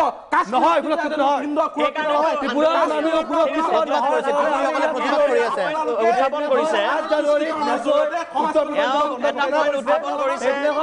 ত্ৰিপুৰী মানুহ ওলাই আহিছিলে তেওঁলোকৰ ওপৰত গুলী বৰ্ষণ কৰা হৈছে আজিৰ পৰা বিপক্ষে দিশে গৈ আছে বুলি কৈ আছে এটা কাশ্মীৰ বনাবলৈ দিয়া নহ'ব অসম সদায় অসমীয়া কাশ্মীৰ আপোনালোকে বনাব খুজি আছে কাশ্মীৰ অসমৰ কাশ্মীৰ আপোনালোকে বনাব খুজি আছে মুছলমানৰ তুষ্টিকৰণৰ জৰিয়তে আপোনালোকে কাশ্মীৰ বনাব বিচাৰি গৈ আছে শুনক আৰে হিন্দু মুছলমান কোনে আনিছে আপোনালোকে আনিছে আপুনি আনিছে হিন্দু মুছলমান আপোনালোকে আনিছে তুষ্টিকৰণৰ কেৱল আৰু মুছলমানসকল নাগৰিক নহয় নেকি আমাৰ দেশৰ মুছলমানসকল নাগৰিক হয় নে নহয় নৰেন্দ্ৰ মোদী ডাঙৰীয়া তেওঁ ভাৰতৰ প্ৰধানমন্ত্ৰী তেওঁ কি বুলি কৈছে সবকা সাথ সবকা বিকাশ তেতিয়াহ'লে এইবাৰ শুনক ডাঙৰীয়া শুনক শুনিব আপোনালোকৰ এই অধৈৰ্য স্বভাৱটোৰ কাৰণে আজি অসমতে এই অৱস্থা হৈছে অধৈৰ্য শুনক ঠিক আছে বিশ্ব 2 মিনিট বুজাই 2 মিনিট বিশ্ব তুমি সময় দিছো 2 মিনিট বুজাই লওক তাৰপিছত পইণ্ট কেইটা নোট কৰি সকলোৱে সুধিব পাৰে বিশ্ব কিন্তু চৰকাৰৰ কথা নুসুধিব দেই চৰকাৰ প্ৰতিনিধি নহয় নাই সেইটো উদাহৰণৰ কাৰণে আমি ক'বলগীয়া আছে কিন্তু চৰকাৰৰ কিছুমান উত্তৰ যদি দিবলগীয়া হয় মোৰ পৰা নিবিচাৰিব মই কেৱৰ বিষয়ে চৰকাৰক ডিফেন্ড নকৰিব তেতিয়াহ'লে বিশ্ব এইটো কথা আমি কেৱল যে আপুনি চৰকাৰ আপুনি তাৰ ৰিপ্লাই দিবলেও যিকেইটা পইণ্টৰ ৰিপ্লাই সেইকেইটা ৰেডি থাকিব লাগিব সিম্পল কুৱেশ্যন এটা কৰিছে সকলোৱে যে যদি এখন সংবিধান বিৰোধী হয় যদি এখন সাম্প্ৰদায়িক বিল হয় সাম্প্ৰদায়িক বুলি মানি লোৱা নে নোলোৱা বিলখন কেনেকে দাদা যে ভাৰতখন ধৰ্মৰ ভিত্তিত ভাগ হ'ল কিন্তু তাৰপিছত সংবিধান হ'ল ধৰ্ম নিৰপেক্ষ কৰিছে এতিয়া আকৌ আমি চেঞ্জ কৰিম নেকি কৰাটো প্ৰয়োজন জৱাহৰলাল নেহৰুৱে প্ৰথম যোনটো ভাষণ দিছিলে সেই ভাষণটোতে কৈছিলে যে এই দুইখন তেতিয়াতো বাংলাদেশ নাছিলে এই দুইখন দেশৰ পৰা যদি কোনোবা হিন্দু খ্ৰীষ্টান পাৰ্চী শিখ জৈন কোনোবা যদি ধৰ্মৰ দ্বাৰা আক্ৰান্ত বা ধৰ্মাৱলম্বীৰ দ্বাৰা আক্ৰান্ত হৈ ভাৰতবৰ্ষলৈ আহে আমি তেতিয়াহ'লে প্ৰথম এইটো ভাৰতবৰ্ষ স্বাধীনতাৰ পিছত জৱাহৰলাল নেহৰুৱে ভাষণ দিছিলে 1955 চনৰ এখন আইন বনাইছে নাগৰিকত্ব আইনখনত আপোনালোকে কিয় উপেক্ষা কৰি আহিছে মই নাগৰিকত্ব আইনখন উপেক্ষা কৰা নাই সেইকাৰণে কথাটো ক'ব বিচাৰিছোঁ নাগৰিকত্ব আইনৰ অপপ্ৰচাৰৰ আকৌ এতিয়া বলি হৈছে চিটিজেনশ্বিপ এক্ট 1955ত এটা কথা উল্লেখ আছিল যে এই দেশবিলাকৰ পৰা ৰিলিজিয়াছ পাৰ্চিকিউশ্যন এই শব্দটো নাই ৰিলিজিয়াছলি পাৰ্চিকিউটেড হৈ অহা বুলি এই শব্দটো আমাৰ চিটিজেনশ্বিপ এক্টত নাই তাত কৈছিলে যে ভেলিড ডকুমেণ্ট লৈ যদি কোনোবা আহিছে তেওঁ যদি লিগেল মাইগ্ৰেণ্ট হয় তেওঁ 11 ইয়াৰ্ছৰ কাৰণে এইটো হেৰি কৰিব পাৰিব কিন্তু চিটিজেনশ্বিপ এক্টত এই ৰিলিজিয়াছ পাৰ্চিকিউশ্যনৰ কথাটো নাই এটা ৰিলিজিয়াছ পাৰ্চিকিউশ্যন যদি কোনোবা হৈছে তেওঁ শৰণাৰ্থী নিশ্চিতভাৱে শৰণাৰ্থীসকলক আমি মানৱীয় দৃষ্টিভংগীৰে চাব লাগিব কিন্তু শৰণাৰ্থীক আমি নাগৰিকত্ব প্ৰদান কৰি দিম সেইটো কেনে ধৰণৰ কথা শৰণাৰ্থী আৰু নাগৰিক একেই নেকি এজন শৰণাৰ্থী কেতিয়া আইনী প্ৰক্ৰিয়াৰ দ্বাৰাহে আইনী প্ৰক্ৰিয়া সেইটো কি কৰিছে সেই আইনী প্ৰক্ৰিয়াটোৰ কথাই আৰু এটা কথা ধৰ্মীয় উৎপীড়নৰ বলি হোৱা বুলি প্ৰমাণ দিব লাগিব সেই কথাটো অৱশ্যে কৈছে নোৱাৰো শৰণাৰ্থী এজনক আমি নিশ্চিতভাৱে মানৱীয় দৃষ্টিভংগীৰে চাব লাগিব আৰু সেই দৃষ্টিভংগীৰে চোৱাৰ কাৰণে অসম চুক্তিত এই অসম চুক্তিখন হ'লে 1971 24 মাৰ্চ এই যে কাট অফ ডেটটো ল'লে কিয় অসমে বিদেশীৰ বোজা লৈছে নোলোৱা নহয় আমি কৈছো যে অসমে আৰু বিদেশীৰ বোজা ল'ব নোৱাৰে হ্যাঁ এটা সময়ত এতিয়া প্ৰশ্নটো এইখিনিতে আছে শৰণাৰ্থী হিচাপে আহিছে যে যোৰাবাটৰ এইটো চাইডে মেঘালয়ত যদি 51 হয় মই এটা কৈছো 1951 গোটেই ভাৰতবৰ্ষত 1951 কিন্তু 1951 কাট অফ ডেটটোৰ মিনিং কি 1951 যদি কাট অফ ডেট হ'ব লাগে কিয় হ'ব লাগে যাতে ফৰেনাৰ আইডেন্টিফাইড হয় বিদেশী আইডেন্টিফাইড হয় বিদেশী আইডেন্টিফাই হোৱা প্ৰক্ৰিয়াটো কেৱল অসমত হৈছে অসমত সেইকাৰণে ফৰেনাৰ্ছ ট্ৰিবিউনেলছ গঠন হ'ল অসমত সেইকাৰণে এনআৰচি কাম আগবাঢ়িছে 1951 টো এনে কাট অফ ডেট এটা নামত কৈ থাকিলেতো নহ'ব গোটেই ভাৰতবৰ্ষত 1951 বুলি অসমত 1971 24 মাৰ্চ অসম চুক্তি যেটো সকলোৱে মানি লৈছে 51 চনৰ পৰা 71 চনলৈকে গোটেইখিনি বিদেশী অসমে বুজা ল'লে বৈঠকত আনি তেতিয়ালে অসম চুক্তি আজি ভাইলেট তেওঁলোকে নিজে কৈছিল যে আমি অসম চুক্তি আখৰে আখৰে পালন কৰিম আজি তেওঁলোকে কিয় কথাটো অপৰাংশ কিয় কৰা হৈছে অসম চুক্তি এক সম্পূৰ্ণ নস্যাৎ কৰিবলৈ এই দুটা যে প্ৰসংগ ওলাইছে এই দুটা যে প্ৰসংগ ওলাইছে কথাটো হ'ল যে 71ৰ পিছত আকৌ আমি বুজা ল'ম নেকি অসমে ল'ব নোৱাৰে খিলঞ্জীয়াৰ সুৰক্ষাৰ কথা আছে বুলি বিভিন্ন দল সংগঠনে দাবী কৰি আছে সেই সম্পৰ্কে বিশ্বই কি ভাবে বিশ্বজিৎ নাথে কি ভাবে আমি জানিবলৈ চেষ্টা কৰিম কাৰণ কি যুক্তি আছে যে আমাৰ ওচৰত আৰু অধিক বিদেশীৰ বোজা ল'ব পৰা ক্ষমতা নাই বুলি আমি কৈ আহিছিলোঁ সকলোৱে কৈ আহিছিলে 71 চনক লৈ এটা ধাৰাবাহিকতা চলি আহিছিল আন্দোলন এখন চলিছিল এনআৰচিৰ কথা চলিলে এনআৰচি হৈ গ'ল এতিয়া যিসকল বাদ পৰিব আমি তেওঁলোকক আকৌ আদৰি ল'ম নেকি এটা সময় বাণিজ্যিক বিৰতি লৈছোঁ পুনৰ উভতি আহিম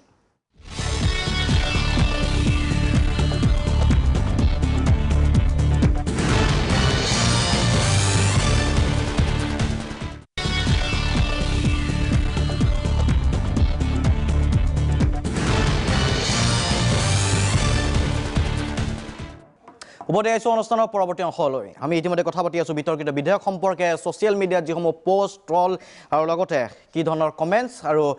বিতৰ্কিত বিধেয়ক সম্পৰ্কে কোনে কি চিন্তা কৰে, আজিৰ প্ৰজন্মই কি ধৰণে চিন্তা কৰিছে, আচলতে বিধেয়কখনৰ সমৰ্থনত যিসকলে থিয় দিছে কিয় থিয় দিছে, সেই প্ৰসংগসমূহ আছে। মই বিশ্বজিৎ নাথৰ ওচৰলৈকে পুনৰ যাব বিচাৰিছোঁ। এতিয়া গৈ প্ৰসংগটো এই ধৰণৰ ৰাখিল যে ৭১ চনক মানি লৈছিলোঁ, তাৰ পিছত এতিয়া আমি আৰু অধিক বুজা ল'ব নোৱাৰোঁ, সকলোৱে ইয়াৰ বিৰোধিতা কৰি আছে। আৰু আমাৰ খিলঞ্জীয়া লোকসকলৰ ওপৰত এইটো এটা ভাষাৰ ক্ষেত্ৰত, সংস্কৃতিৰ ক্ষেত্ৰত সকলোৱে যিটো উপলব্ধি কৰিছে বা যি ধৰণে মন্তব্য কৰি আছে যে এইটো আমাৰ বাবে থ্ৰেট, এটা ভাবুকি, আমাৰ বাবে এটা সংশয়। কিন্তু তাৰ পিছতো এই প্ৰশ্নটো চাগে আপোনাকো ছ'চিয়েল মিডিয়াত বহুতে কৰে, আপুনি অসমীয়া নহয় নেকি, হয়, বা আপোনাৰ নিজৰ জাতিটোৰ প্ৰতি, ভাষাটোৰ প্ৰতি আপোনাৰ কোনো মৰম আৱেগ বা স্বাভিমান নাই নেকি, কৰে চাগে? কৰে। উত্তৰটো ইয়াতে দিব নেকি? হয়, প্ৰথম কথা, এতিয়া খুব অসমীয়াগিৰি, যোনটো আমচুৰ আগৰ সভাপতিয়ে কৈছিলে, অসমীয়াগিৰি শব্দটো তেওঁ এটা নিউজ চেনেলত কৈছিলে, বক্তব্য ৰাখিছিলে। অসমীয়াগিৰি খুব বাঢ়িছে। মই ছ'চিয়েল মিডিয়াতো লিখিছোঁ যে এতিয়া পিঠিত কাটাতাৰৰ দাগ থকা কেইটাও জয়াই অসম চিঞৰিব পৰা হ'ল, প্ৰথম কথা। তাৰ বাবে মই এটা পুৰণা উদাহৰণ দিম, মাজত কোনেও ক'ব নালাগে। 1948 চনত গোপীনাথ বৰদলৈ প্ৰধানমন্ত্ৰী আছিল, তেতিয়াৰ মুখ্যমন্ত্ৰীক প্ৰধানমন্ত্ৰী বুলি কৈছিলে। তেতিয়া লেণ্ড ফৰ লেংগুৱেজ বুলি এখন আইন প্ৰণয়ন কৰা হ'ল। আইন প্ৰণয়ন কৰি কোৱা হ'ল যে যিসকলে নিজৰ মাতৃভাষা অসমীয়া বুলি লিখিব তেওঁলোকে ভূমি পাব হ'ল। তাৰপাছত সকলোৱে অসমত বাস কৰা সকলোৱে লিখিলে যে মোৰ মাতৃভাষা অসমীয়া। 1951 চেঞ্চাছ লোকপিয়লত অসমীয়া ভাষাটো সংখ্যাগৰিষ্ঠ হ'ল 1951ত। তাৰপাছত 2011 যোনটো লোকপিয়লত অবিভক্ত বৰপেটা, গোৱালপাৰা, ধুবুৰী জিলাত বাংলা ভাষা সংখ্যাগৰিষ্ঠ হ'ল। আৰু অবিভক্ত গোৱালপাৰা, ধুবুৰী আৰু বৰপেটাত পূৰ্ববংগীয় মূলৰ মুছলমানৰ সংখ্যা অধিক। যেতিয়ালৈকে তেওঁলোকে ভূমিৰ অধিকাৰ পোৱা নাছিল, তেতিয়ালৈকে তেওঁলোকৰ মাতৃভাষা অসমীয়া বুলি লিখিলে। আৰু যেতিয়াই তেওঁলোকৰ মাটি পালে, মাটি পোৱাৰ পাছত তেওঁলোকে মাতৃভাষা বাংলা বুলি লিখিলে। এতিয়া কওক, অসমীয়াক কোনে জীয়াই ৰাখিবা? 1971 চনৰ পাছত অসমত এখনো বাংলা মাধ্যমৰ বিদ্যালয় স্থাপন হোৱা নাই। আজি তাৰিখত অসমত বাংলা মাধ্যমৰ বিদ্যালয় 1200ৰ পৰা 1300, কিন্তু আজিলৈকে অসমত স্বাধীনোত্তৰ কালত অসমত মাদ্ৰাছাৰ সংখ্যা হৈছে 27,000। এইটো মাদ্ৰাজা বোৰ্ডৰ তথ্য, 27,000। গতিকে সেই ধৰণৰ প্ৰসংগ আছে। হাছিনা আহমেদ, কি ক'ব এতিয়া? যিটো অসমীয়া ভাষাৰ কথা ক'লে, এতিয়া হিন্দু বঙালী যিখিনি সেই প্ৰশ্নটো থাকিব বিশ্বজিৎ নাথ বা বিশ্বলৈ মই আগবঢ়াম, যিখিনি হিন্দু বাংলাদেশী অনাৰ কথা, মানে নাগৰিকত্ব দিয়াৰ কথা কৈ আছে, সেইখিনিয়ে অসমীয়া ভাষাটো ক'ব নেকি? অসমীয়া পঢ়ি মাধ্যমত মই এইখিনি কথা ক'ব বিচাৰিম যে দুগৰাকী, কিন্তু সেই প্ৰসংগটো আছে যে যি ধৰণে যিখিনি মানুহৰ কথা কৈছে, সেই মানুহখিনিয়ে এটা সময়ত লিখিলে ভূমিৰ অধিকাৰ পোৱাৰ বাবে অসমীয়া ভাষা, তাৰ পিছত হঠাৎ কেনেকৈ বাঢ়ি গ'ল, অধিকাৰটো পোৱাৰ পিছত বাদ দিলে। সেই ধৰণৰ সামাজিক সমস্যা কিছুমান আছে, যিটো সমস্যাক লৈ আচলতে কিছুমান পোষ্ট দি আছে বা প্ৰচাৰ এটা চলাই আছে। সেই কথাবিলাকত স্পষ্ট কথা, মই এটা কথা স্পষ্টকৈ ক'ব বিচাৰিম, যিসকল লোকে চৰ বুলি কৈ থাকে, তেওঁলোকে চাগে এতিয়ালৈকে, মই দুগৰাকী লোক আছে ইয়াতে বিশ্ব বুলি, তেখেতসকলে মই ভাবোঁ যে এতিয়ালৈকে চৰ কি বস্তু তেওঁলোকে চাগে এতিয়ালৈকে তেওঁলোকৰ এখোজো আগবঢ়া নাই চৰৰ মাটিত। মানে মই কৈছোঁ স্পষ্ট, যোৱা নাই তেওঁলোকে নাজানে। তাত অসমীয়া মাধ্যমৰ স্কুল আছে, মই নিজে তাতে ছ'চিয়েল ৱৰ্ক, মই ইমান জড়িত আছোঁ, মই গোটেই চৰসমূহ ভ্ৰমণ কৰোঁ, মই কাম কৰোঁ তাতে। আৰু তেওঁলোকৰ, মই ভাবোঁ যে চৰৰ বিষয়ে জ্ঞান শূন্য, তেওঁলোকে যোৱা নাই। যিমান চৰৰ মানুহ আছে তেওঁলোকে অসমীয়া মাধ্যমৰ স্কুলত পঢ়া শুনা কৰি আছে, তেওঁলোকে অসমীয়া মাধ্যমৰ হয়, অসমীয়া মাধ্যমৰ লোক, অসমীয়া লোক হয়। আৰু স্পষ্টকৈ 1971 দিয়া আছে, এখন চৰকাৰ আছে আমাৰ। তেওঁ যেনেকৈ সত্ৰৰ কথাখিনি আনিছে, সত্ৰৰ বেদখলৰ কথাটো, চৰকাৰখন আমি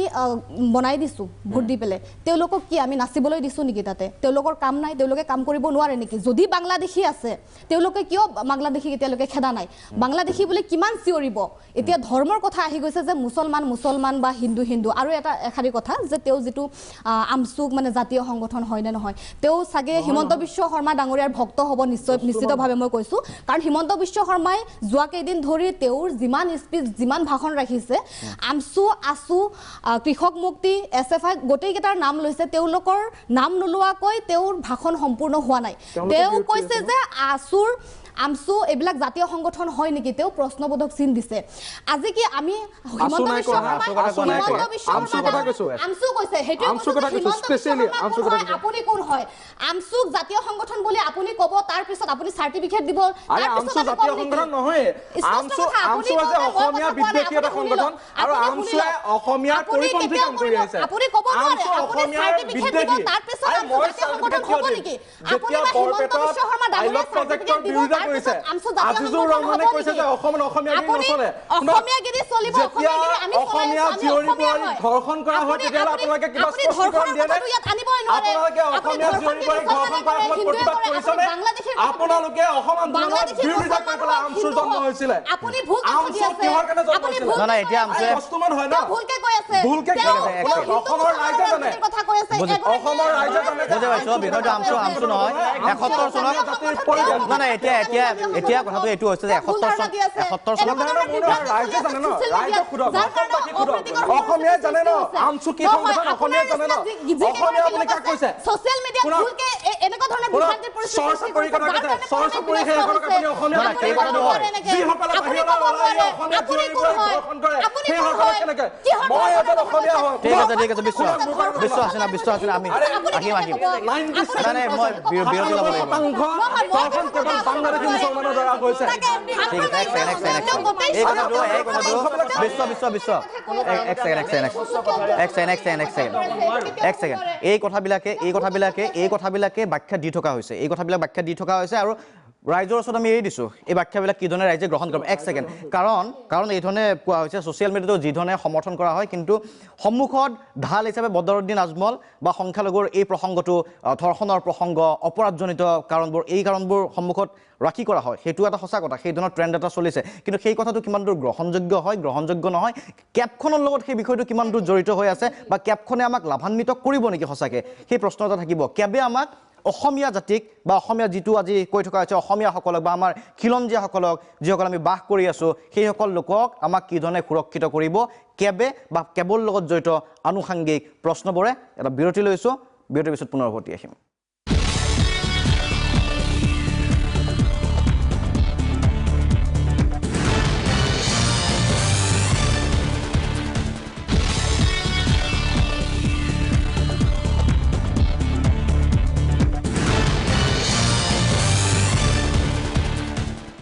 উপদেশ অনুষ্ঠানৰ শেষ অংশলৈ আজিৰ প্ৰজন্মই কৈ আছে আচলতে যিসকলে ভৱিষ্যতক প্ৰতিনিধিত্ব কৰিব কেব লাগে নে আমাক নালাগে বিশ্বজিৎ খাউণ্ডে ইতিমধ্যে লাগে বুলি কৈছে বিশ্বজিতৰ দৰে হয়তো আৰু বহুতে লাগে বুলি ভাবি আছে বিশ্বজিতে যি ধৰণে বিশ্বাস কৰে বুলি কৈছে বা এবিভিপিৰ ফালৰ পৰা এইটোৱে স্থিতি চাগে এবিভিপিৰ ফালৰ পৰাও স্থিতি ওকে ঠিক আছে মই এবাৰ প্ৰশ্নসমূহ বিশ্বৰ প্ৰতি থাকিব চাগে মই সকলোৰে ওচৰত 1980 চনত সৰ্বদলীয় বৈঠকত অসম চুক্তিক সমৰ্থন কৰিলে বিজেপিয়ে সেই ভিত্তিতে তেওঁলোকে 1985 16 আগষ্টত তেওঁলোকে মানে এটা ক্লেইম কৰিছে যে ইটছ এ সাকসেস আৰু এটা নেশ্যনেল কমিটমেন্ট বুলি সেই সময়ৰ চৰকাৰে ধৰিছে আৰু বিজেপিয়ে সেই সময়ত সমৰ্থন কৰিছিল আজি অসম চুক্তিত যি 1971 চনৰ 24 মাৰ্চৰ কথাটো আছে সেই কথাটো তেওঁলোকে চেঞ্জ কৰি তেওঁলোকে নটিফিকেশনৰ জৰিয়তে তেওঁলোকে বিলখনৰ জৰিয়তে তেওঁলোকে এতিয়া বাংলাদেশী অনাৰ কাৰণে যোজা কৰিছে মানে অসম চুক্তি নস্তাত কৰিছে প্ৰথম পইণ্ট সো এই কাৰণে এই বিলখন হৈছে অসম বিৰোধী আমি এই বিলখন কোনো কাৰণতে গ্ৰহণ কৰিব নোৱাৰো দ্বিতীয় কথাটো হৈছে যে এখন হৈছে আমাৰ যিটো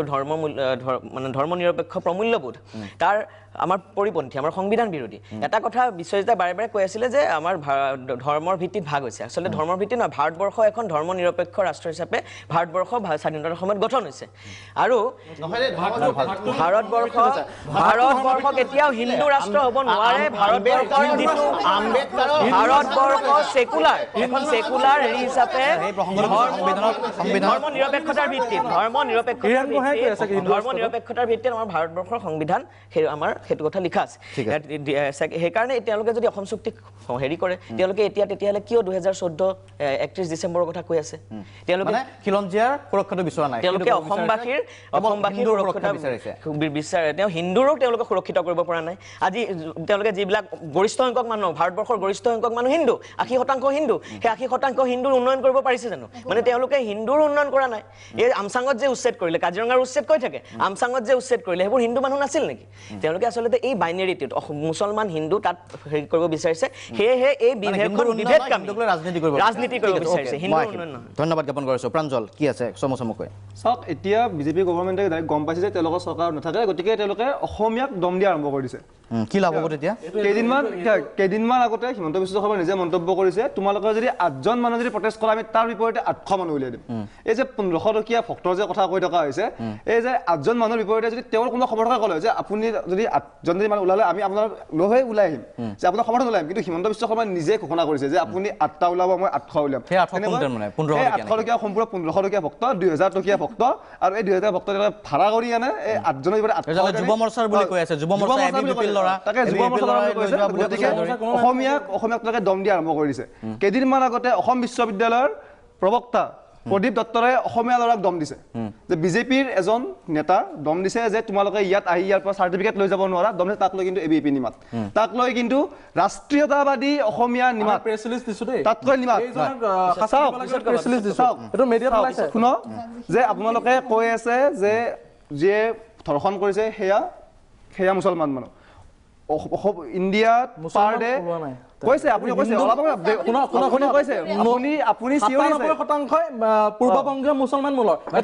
পূৰ্ববংগীয় মুছলমান শব্দটো কয় আপুনি এজন সাংবাদিক হিচাপে কওক 97% ধৰ্ষণকাৰী বংগমূলীয় মুছলমান হয়নে নহয় নাই তেনেকুৱা এজন সাংবাদিক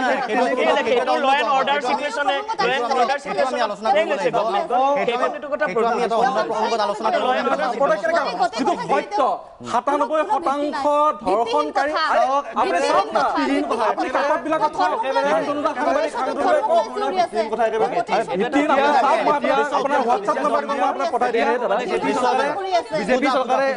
বিজেপি চৰকাৰে এতিয়া দম দিয়া সৰ্বানন্দ সোণোৱালে দম দিছে সৰ্বানন্দ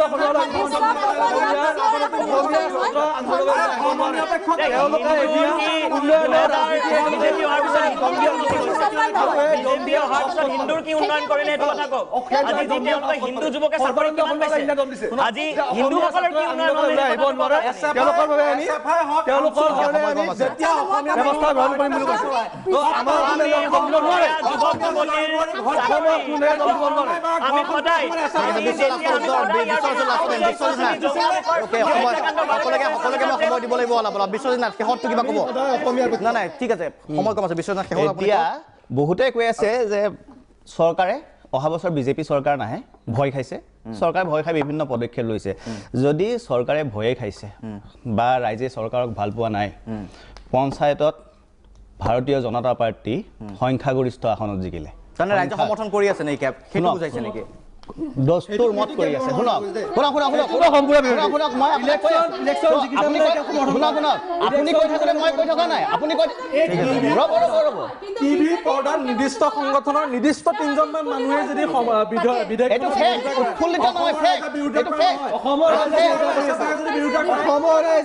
অসমত আজি এই আন্দোলনৰ ব্যাপকতা অসমৰ ৰাইজৰ মাজত নাই অসমৰ এই আন্দোলনৰ ব্যাপকতা অসমৰ ৰাইজৰ মাজত নাই এই ব্যাপকতা আছে কেৱল মিডিয়াত আছে অসমৰ বাতৰি কাকত আৰু চেনেলে আন্দোলন জীয়াই ৰাখিছে আপুনি কি কথা কয় এই আন্দোলন জীয়াই ৰাখিছে অসমৰ বাতৰি কাকত আৰু চেনেলে বিজেপি এবিভিপি তেওঁলোকক বাদ দি সকলোৱে এই বিধেয়কৰ বিৰোধিতা কৰিছে এইটোৱে হৈছে সত্য কথা অসমবাসীয়ে তাৰ বিৰোধিতা কৰিছে অসমবাসীয়ে তাৰ বিৰোধিতা নিৰ্বাচনত যিটো কথা কৈছে নিৰ্বাচনী ফলাফলে ক'ব বুলি যিটো পঞ্চায়ত নিৰ্বাচনত আপুনি অসমৰ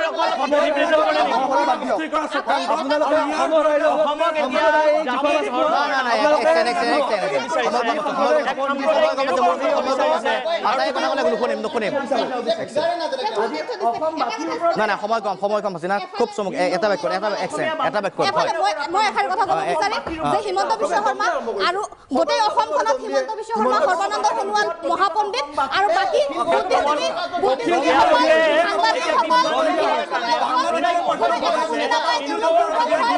ধন্যবাদ জ্ঞাপন কৰিছোঁ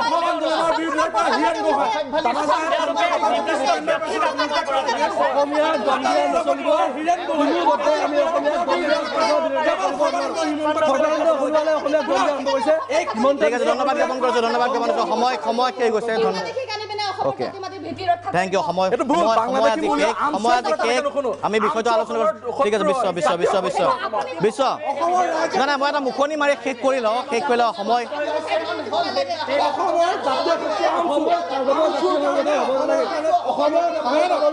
ধন্যবাদ জ্ঞাপন কৰিছোঁ আচলতে আজি কেবক লৈ এটা বিশেষ আলোচনা আছিল আৰু এই ধৰণৰ আলোচনা এই ধৰণৰ চৰ্চাই ছ'চিয়েল মিডিয়াত হৈ আছে এই ধৰণৰ কেবক লৈ চৰ্চা আচলতে বিষয়টোক কেব আমাক লাগে নে নালাগে প্ৰথম কথা হ'ল সেইটো আৰু যদি লাগে কিয় লাগে যিসকলে লাগে বুলি সমৰ্থন কৰিছে কিয় লাগে আমাৰ লাভ কি হ'ব সেয়া চিধা উত্তৰ লাগিব দ্বিতীয় প্ৰসংগ কিয় নালাগে ইতিমধ্যে সেই যুক্তিও সজৰে উত্থাপিত হৈছে আৰু আমি চেষ্টা চলাইছিলোঁ ছ'চিয়েল মিডিয়াৰ সেই যুক্তিসমূহ ষ্টুডিঅ'ৰ মজিয়াত আহক ষ্টুডিঅ'ৰ মজিয়াতো তেওঁলোকে সেই মন্তব্য কিছু তুলি ধৰিছে আচলতে নিজে যি ধৰণৰ আদৰ্শত বিশ্বাসী সেই আদৰ্শসমূহ প্ৰতিফলিত ঘটিছে কিন্তু অসমীয়াৰ স্বাৰ্থ শেষত আকৌ পুনৰবাৰ অসমীয়াৰ স্বাৰ্থ জড়িত হৈ আছে গতিকে টেলিভিশ্যনৰ মজিয়াতো চৰ্চা চলি থাকিব একেদৰে ছ'চিয়েল মিডিয়াতো চৰ্চা চলি থাকিব আশা কৰিম আমি ছ'চিয়েল মিডিয়াত যি চৰ্চা চলে তাৰ পৰাও যাতে কিছু স্পষ্ট ধাৰণা আচলতে ল'ব পাৰে ৰাইজে সেই ধৰণৰ কথা চলক যি ধৰণৰ অপপ্ৰচাৰৰ কথা কৈ থকা হৈছে এই অপপ্ৰচাৰ যদি শেষ হয় তেতিয়াই আচলতে বিভ্ৰান্ত নোহোৱাকৈ থাকিব ৰাইজ চেষ্টা আমি অব্যাহত ৰাখিম আৰু ইয়াৰ লগে লগে আজি সবিয়াহৰ পৰা মই শান্তনু মহন্তই বিদায় লৈছোঁ ধন্যবাদ